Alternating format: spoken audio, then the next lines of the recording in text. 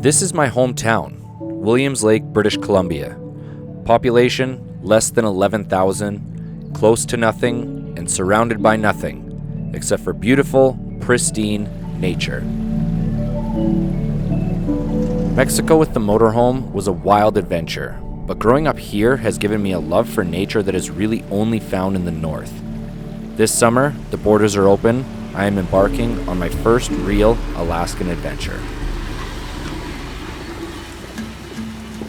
Take back my life, it's time to go my own way. Across the horizon, I've been dreaming about it every day. I've actually been to Alaska quite a few times when I worked on cruise ships, but just coastal.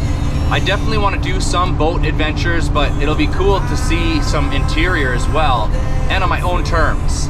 That is exciting.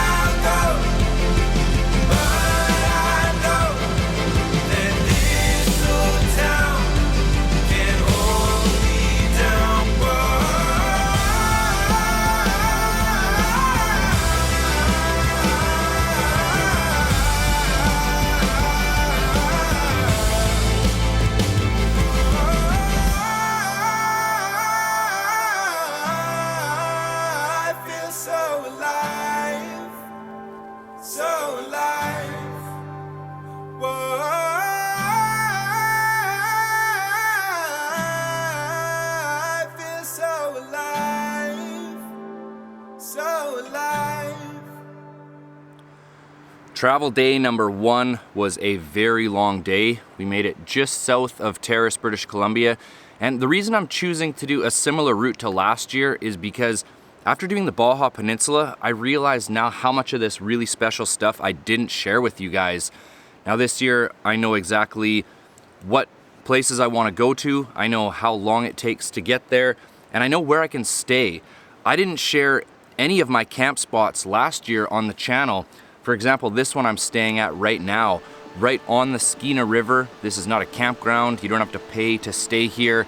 It's not private property. You don't have to worry about the cops coming to kick you out.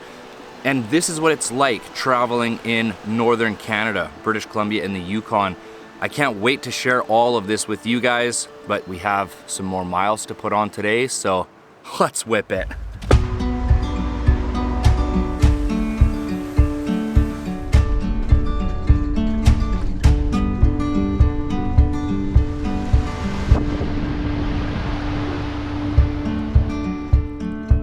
For the first episode of the northern season, I've decided to revisit the Nass Valley because it's everything the Baja is not. It's remote, it's untouched. There's no cell phone reception, Wi-Fi, or even tourists. Last year, I got to meet with the Gitwansilk Indian chief, and he taught me the ancient story of the lava flow passed down from his ancestors. Better yet, he gave me permission to go through this land and to share it with all of you. This area we're at here, it's called the Drowned Forest, and every year during high water, the river rises up several feet and it actually goes over top of all the trees here, so it looks like the trees are drowning. When it's not high water, the color of this river is a beautiful turquoise blue. Still very nice here, and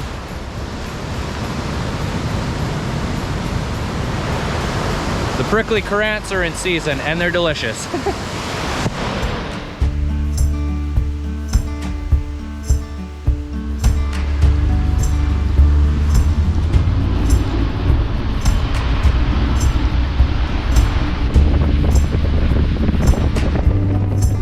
If you're doing this trip in a motorhome, make sure you know your rig really well. There are some steep climbs and downhills dropping down in here.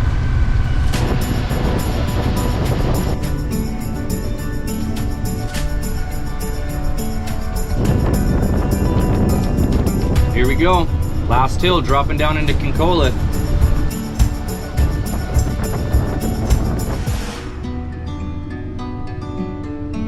so beautiful down here. I have missed this a lot. Last year I stayed on the other side of the bridge by the boat launch and nobody bothered me. I'm gonna go back over there. Check out this bridge.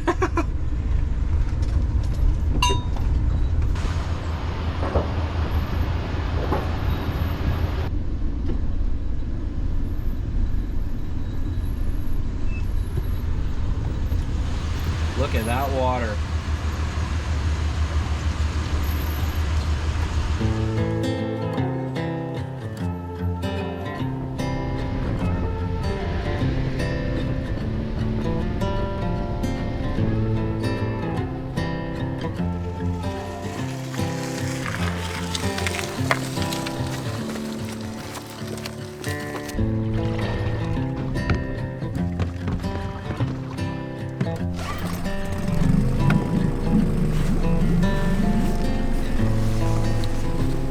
There's actually some hot springs down here. I was gonna hit this year, but they're closed, unfortunately. So we're gonna go out in the ocean, get some crab, maybe a salmon. Just enjoy some time on the water.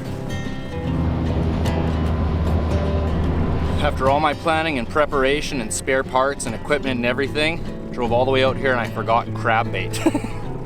But it's okay. I had chicken in the freezer, so it'll work. There we go, 64 feet. We're crabbing. You guys know how I know that? I have a fancy new secret weapon. Ground penetrating radar. Just kidding, it's a fish finder. My parents felt bad for me never catching fish, so Merry Christmas to me, they got me a fish finder.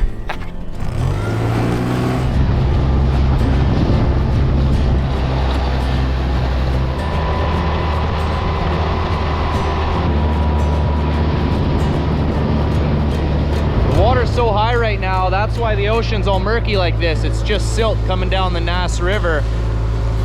So I'm gonna head out hopefully and find some cleaner water, but look at how beautiful this is. It's just unbelievable.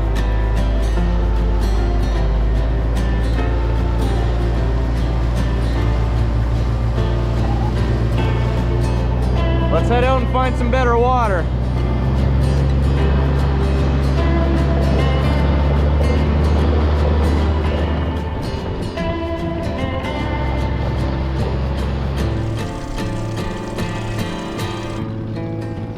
Look at this. That's really curious. There's a couple pilings there and then you can see the rocks piled up. Probably some old logging activity.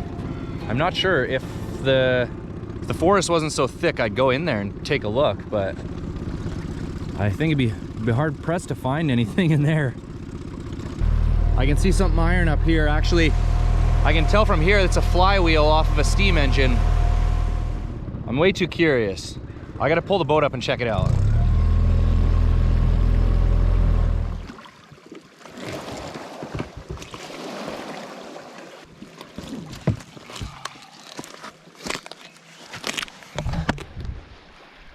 Don't know why you guys decided not to bring rubber boots today. What is this thing?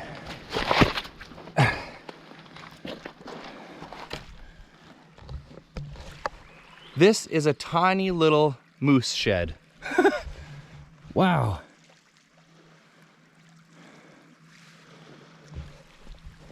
If you disagree, please tell me. I'm not sure, it doesn't feel like a shed, but it looks like it. That's pretty cool. There's a lot of stuff here. Oh, it is a steam engine. There she is. And then this would have run other things. A lot of stuff over here. Wow, look at all these sprockets.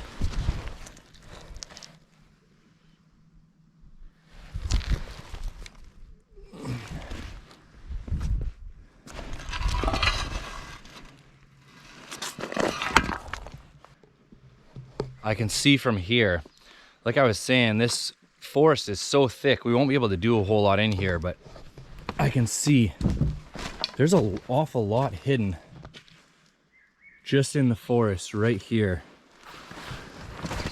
Old fire brick here. Probably had a kiln or something. Wow, this is some type of machine right here. Frickin' stuck in the prickles, unfortunately. Look at the size of the pistons on this thing. Just 2 cylinders. Oh.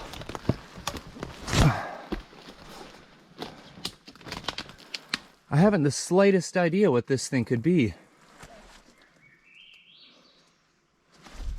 Some type of machine. But from shore I could see cement over here. And you can see where footings or something went in there. More equipment. Imagine what's left in here that people might never see again. Opens right up in here.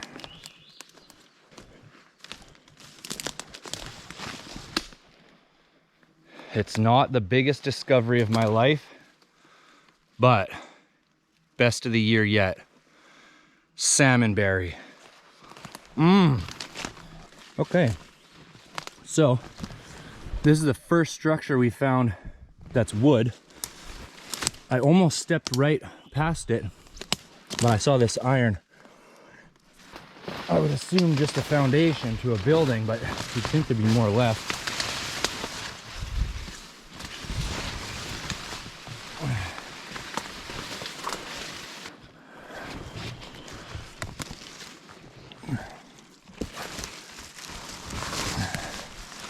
Look at this. Oh, wow. I think this is a sign, some type of sign. I just gotta try and either clear it off or lift it up.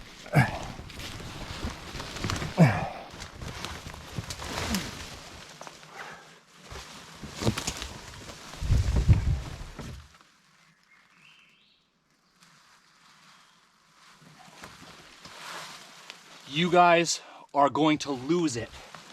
This is so cool. For any sign enthusiast, look at this thing. Who knows how old it is?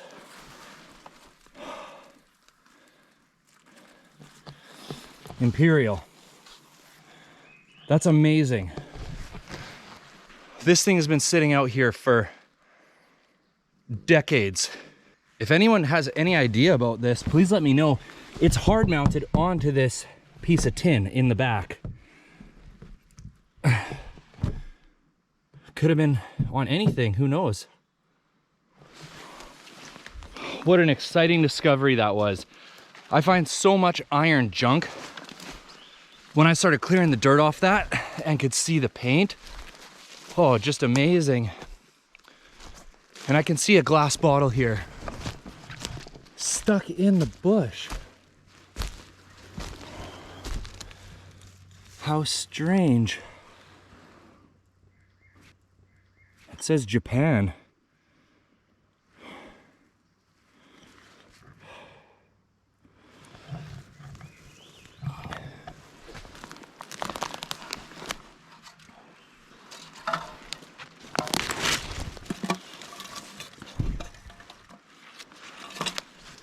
In the middle of grizzly territory here.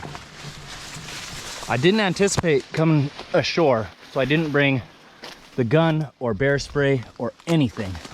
So I'm following a critter trail. Wow. Look at this.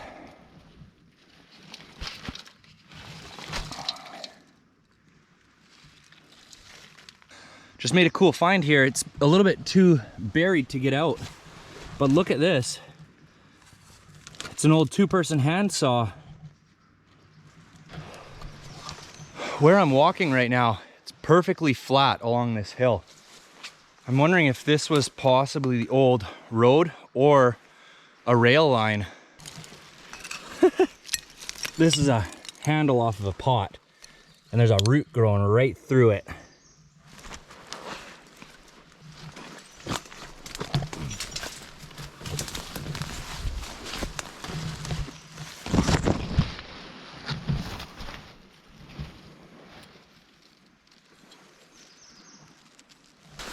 The tide's going out, so the boat should be fine.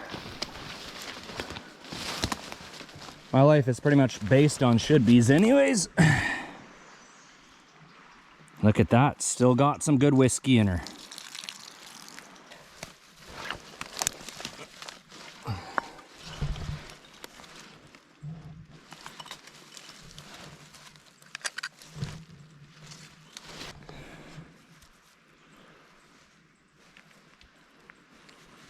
No markings. Oh, there is a marking on the bottom. B and B. Perfect condition. Unbelievable.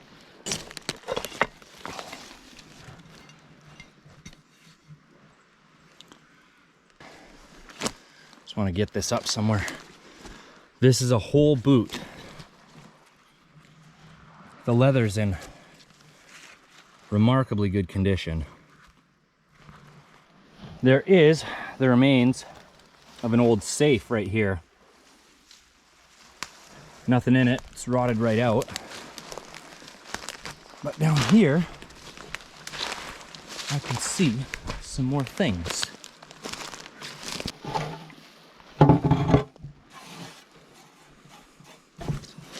Look at that, more writing. Cabin cook. Now that sounds awfully modern, but I really have no idea. Looks like there's an entire stove right here.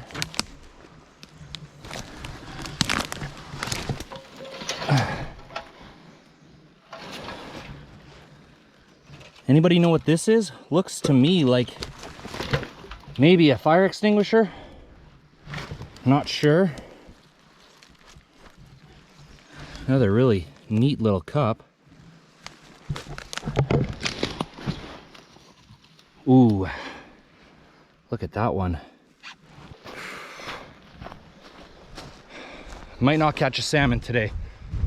This is way too cool here. I gotta keep exploring, but I gotta go get the boat. Total steam train right there. Oh man.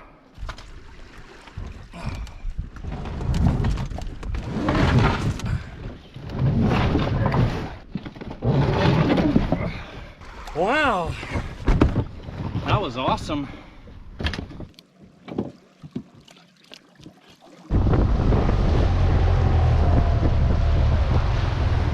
This is way better. I mean, she's still gonna get beached, but it's just sand. I found another one of these bottles that say Japan on them. And there's a whole bunch of different bottles and pottery and neat things on this hillside. So I'm guessing there would have been a cabin or something up here, and then they just throw everything out the window and down the bank. Kind of how things worked back in the day. There's not much up here except for this. This is a pile of cut but unmilled trees sitting up here.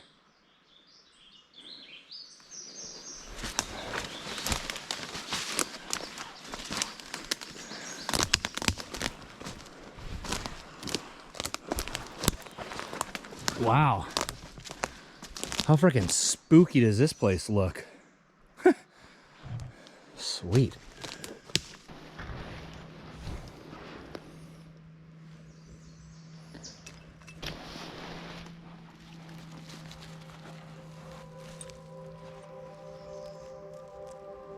What a remarkable, unexpected little adventure we've had here. The day is ticking by, so I'm gonna get back on the water, but I wanna show you guys some of the things that I found that really stuck out to me. First of all, these two, what I'm assuming are shaving cream, in perfect condition, which is really neat. Both Dominion glass. So Canadian bottles. This is a really neat find because on the bottom it says Vicks Vapor Rub. That's really cool. Love to find things like that. I found a whole bunch of broken teacups. This one was neat because on the bottom it says made by Medallia. Never heard of that before, but a Canadian teacup, so that's pretty interesting. This is another what I think is probably shaving cream. I'm not sure, but what I like about it is it has a really intricate B and B on the bottom of it. I've never seen one of these before. Oh, actually, now that I'm looking at it correctly, it's a J and a J. I found this top to a decanter. This is a neat one because I've only ever found one of these before, which coincidentally was at Antioch, a ghost city just down the canal here. I really like that you can see the imperfections in the glass, like the bubbles and stuff inside it. That's really cool. And finally, I have one more, what I'm assuming again is shaving cream. I think there would have been a label here on this blank spot. What's interesting about this one is that the lid is still on it, and it's heavy. There's something in there. I'm guessing it's just water, but I am gonna try and open it without breaking it. Okay, sorry guys, that's not coming open. It's staying just like that. What an amazing place. Let's get back on the water.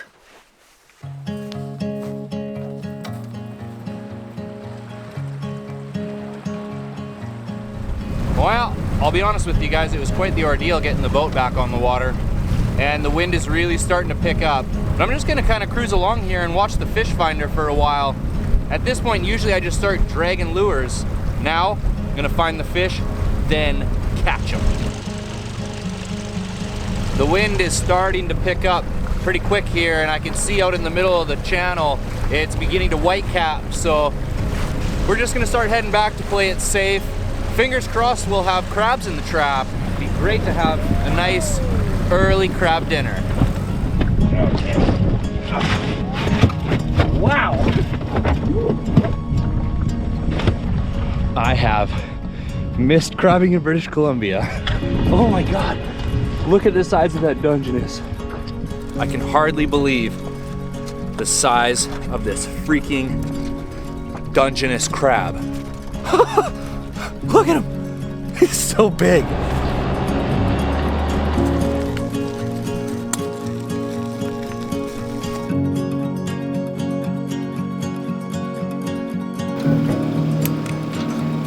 I gotta show you guys this big crab so you realize how rare this is. This crab is 8 inches across the top of the shell. That's wild. Might be the biggest dungie I have ever seen.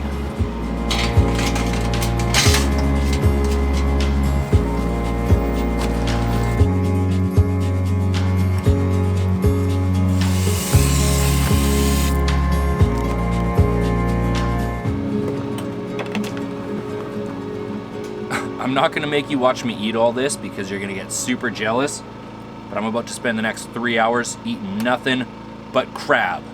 Thanks for watching, everybody, and welcome to my great Alaskan adventure. As always, take nothing but pictures, leave nothing but footprints. I'll catch you on the next one. The sparrow's not worried about tomorrow or the troubles to come. The lily's not thinking about the seasons, the drought or the flood. The tree that's planted by the water isn't fazed by the fire. So why should I be? 'Cause you take good care of me.